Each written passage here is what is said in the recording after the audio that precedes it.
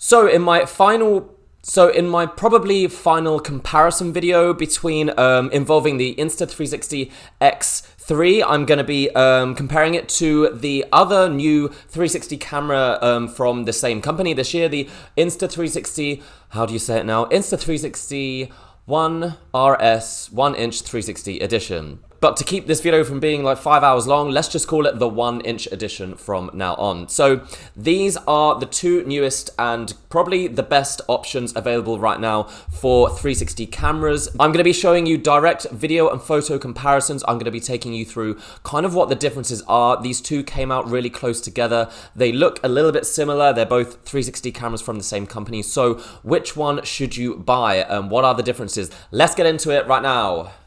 First off, let's take a closer look at the design of both of the cameras because that is pretty much the main obvious difference when you look at them.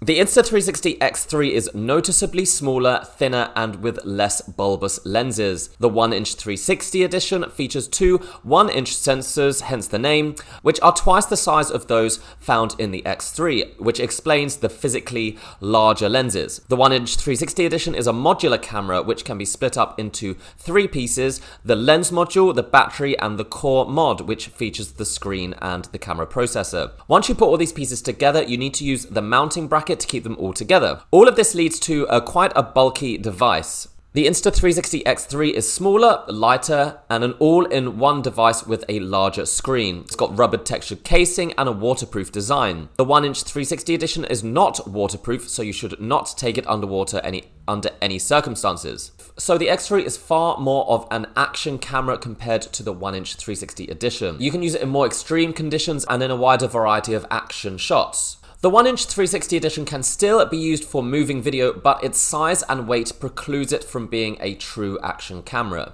The 1-inch 360 edition also has a problem with overheating that has come up. Quite a few people have mentioned that if you intend to shoot for long periods of time, say more than like 20 minutes, half an hour, some people have said that the camera has shut down because it has overheated, likely due to the case that you need to use to keep it all together. Okay, hey guys, I am shooting, as you can see, with the Insta360 X3 and the Insta360 1-inch 360 edition, and yeah, the cameras are about, I'd say, half a meter away from me, so I guess this is kind of a test of the audio, how good the speakers are, and yeah, I guess you can also see the difference in quality. I mean, it's like a bright day outside, this is pretty good conditions, so they're probably not going to be a huge amount of difference. The X3 shoots at 5.7K and the 1-inch 360 shoots at 6K, so there's a little bit of quality difference there, but apart from that,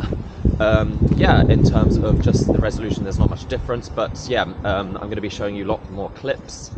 I guess we could go for a run. Let's run and see how good they deal with that.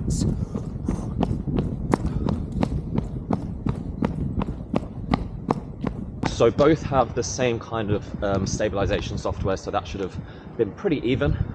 But yeah, let's see what else these cameras can do.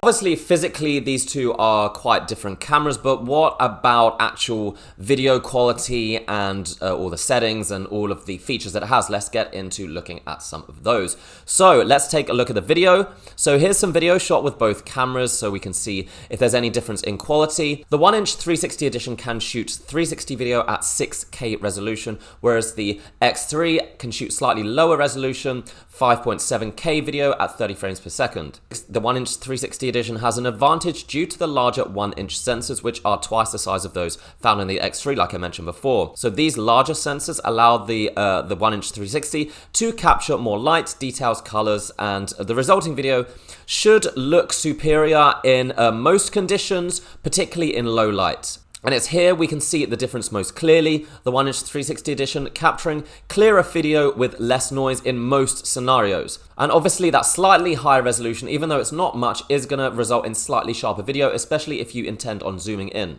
Having said that, in good lighting conditions, the X3 and 1-inch 360 edition are pretty evenly matched. I mean, if you're in overcast conditions or in a well-lit environment, even with the smaller sensors and lower resolution, in those conditions, the X3 actually performs really, really well, and sometimes it's quite hard to tell the difference between the two. When you reframe your 360 video, it's going to look roughly the same quality at about 40p. But this is true for both the X3 and the 1-inch 360 edition. However, the latter does achieve slightly better color and dynamic range, again with the higher resolution. On the flip side, the X3 is able to shoot 8K time-lapse videos, whereas the 1-inch 360 edition is limited to 6K. So while the 1-inch 360 edition can probably overall shoot higher quality 360 video, especially in dark, low light conditions, the difference isn't always super obvious, and the X3 has a whole other shooting mode where it can use just one of either of these lenses to shoot 4K normal flat video. The 1-inch 360 can't do this. You can't use one of the lenses as a kind of normal action camera, but you can do that with the X3, and that makes the X3 two cameras in one, really. It makes it a 360 camera and a standard action camera, still featuring all that awesome stabilization. Now, the modular nature of the 1-inch 360 means you can literally remove this lens, the 1-inch sensors, and add on a 4K mod or a standard action camera mod, but that is a lot more expensive. You would have to buy that separately. Probably would be overall better quality. It means that it will probably match up to probably some GoPros. I do have that 4K boost mod, and yeah, it turns this into kind of a little GoPro, but you literally have to take it apart, put it back together, whereas with the X3, it's literally a touch of the button and you can switch between 360 mode and single lens mode.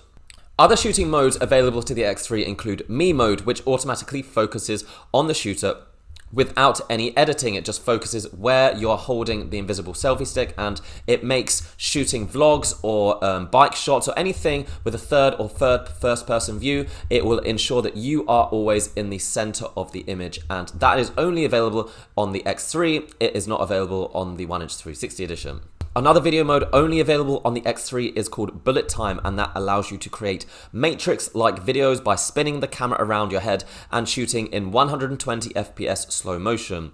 So this shooting mode is also only available on the X3 due to its smaller size. Both cameras feature Insta360's flow state stabilization, so you could attach either of these cameras to, say, your bike or a scooter, or you can definitely walk and run with them both, and they're going to stabilize your footage really, really well. You can use the larger 1-inch edition for moving shots. It doesn't have to be stood still. It still features the awesome stabilization, but again, it's limited by its size and weight, whereas the X3 is definitely more designed for crazier kind of action shots. It's definitely in the marketing, and people using it can attach it to more versatile things, so like your surfboard or skis or something like that, which would be much more difficult with a much heavier, larger camera. So I would say overall, the quality of the video coming out of the 1-inch edition is probably better, marginally better, probably more obvious, like I said, in low light and more difficult conditions. However, the X3 is more versatile. You can definitely use it in more places, and there are more unique modes,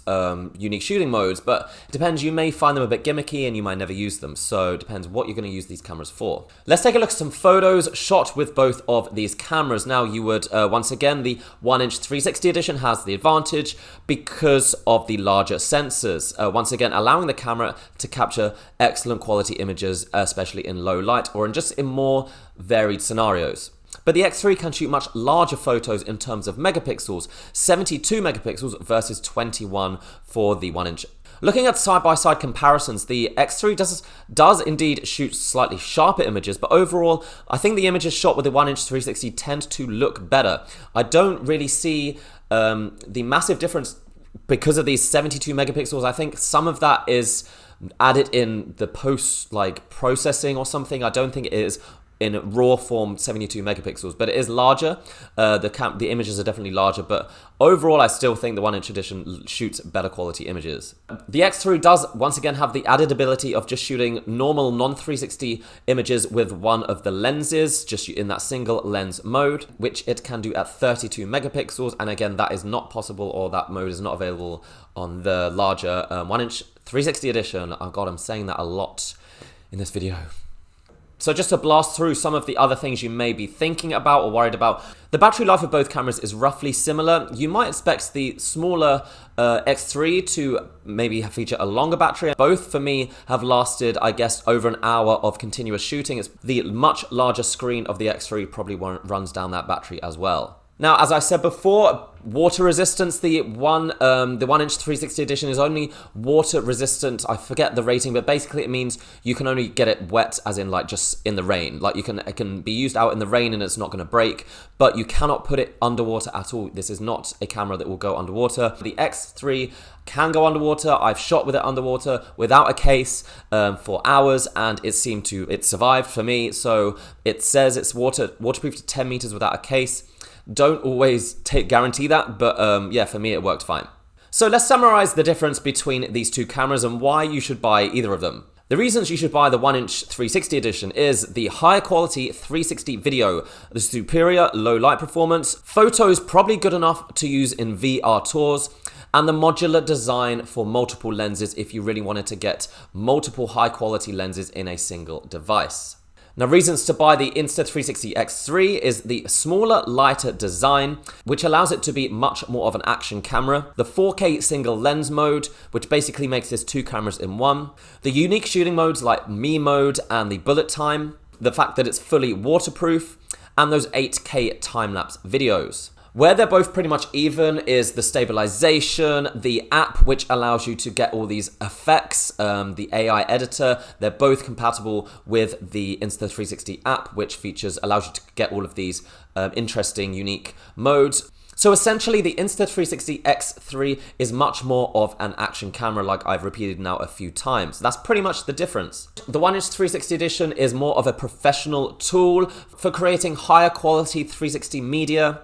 So the X3 is the better option for probably most people. It's certainly a lot cheaper, especially if you're just looking for a camera to shoot for your social media or to, get shots of your vacations or just general life. It's probably the best 360 camera out right now for all of that kind of stuff. So yeah, that's what I'd recommend for most people. So thank you guys for watching another video. I think this might be the last comparison I do, but I will be doing some tutorials for the X3 coming up soon. And yeah, if you enjoyed this, please like and subscribe. It really helps me out. And yeah, I'll look forward to seeing you again with some more videos on these cameras soon. See you soon. Bye.